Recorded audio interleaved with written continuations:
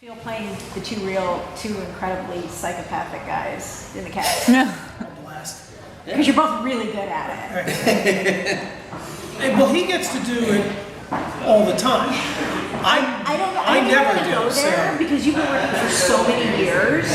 But yeah, this is a change of pace for you. Yeah. We were saying before, it's for me, having never gotten to do this kind of character, gotten to play this kind of lunatic before, it was just a blast. I mean, it's so much fun to be able to step into those shoes.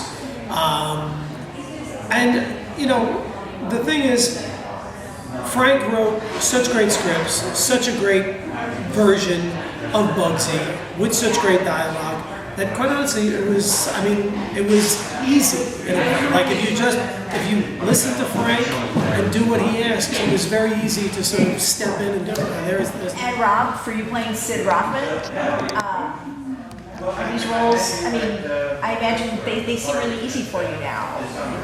What about this one?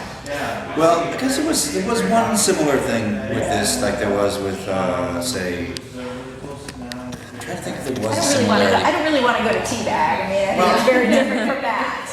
Well, Teabag took care of his family. In prison, he did. The guy that held his pocket, like you did not mess with that kid.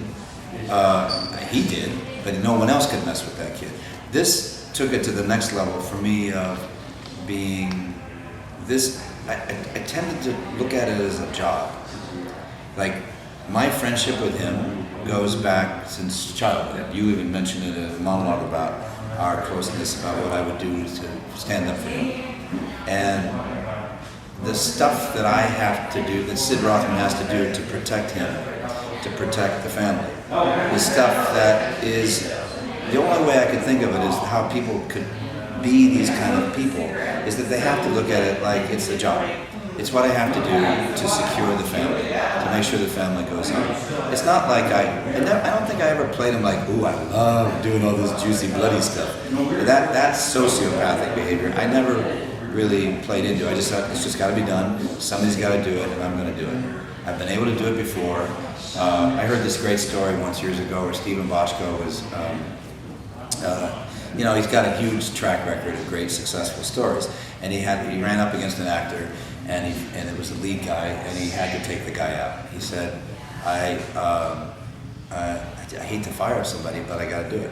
And the second time it happened, I won't mention any names, but the second time it happened, he turned to his casting director and he says, now I kind of know what it's like to be a serial killer. The first time you do it, it's kind of hard, but then it gets a little easier. And once you start killing people, I would imagine, you go, it's business. This guy is trying to hurt him, and I can't abide that. And then at the same time, I go, okay, mentally what I would do in order to get over that is I would have hobbies. So for Sid Rothman, I created a thing that he built furniture. Like whenever he wasn't with the guys, he was always tooling away with his tools, or he was playing his violin. Something. Maybe he has a kid. I don't know. Maybe we'll find that next year. Maybe he lives on the beach. Maybe he's just down on. That's the cool thing about shooting in LA and a story about LA is that I could look at these real landmarks. I live right on the beach in Venice, and I could go. I could see Sid Rothman just like, I love this guy, but I just got to get away from him. I just got to go down to the beach, and no one would know me. Kind of like the Boston guy that they caught that lived in Santa Monica, Whitey Bulger. He lived for years down there. Like I kept thinking ahead to where would Sid Rothman live eventually? When he got too old, he said, Ben Siegel's gone, maybe Mickey Cohen's dead, he got Sid Rothman. He never had to come out in the limelight. I looked at a lot of pictures of him, of Ben Siegel and Mickey Cohen coming out of a precinct, coming out of a club or whatever. And there was always these one or two guys that were kind of standing behind them that you never knew who they were.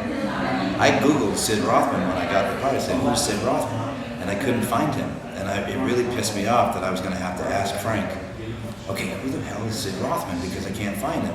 And luckily, somebody else told me that he's not anybody. He's a conglomeration of different people.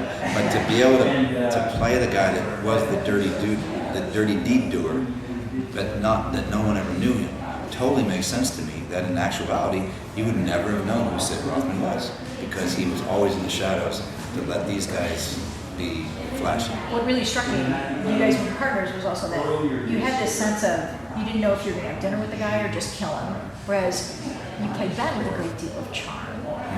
And I know Ben Siegel is also known for sudden violence as well. But again, for you, when you're portraying that, you know, did you go on talk to Frank about that?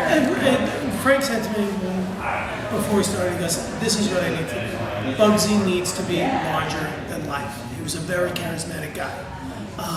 He was a ladies' man. He was friends with movie stars. He fancied himself. Even he did a screen test at one point.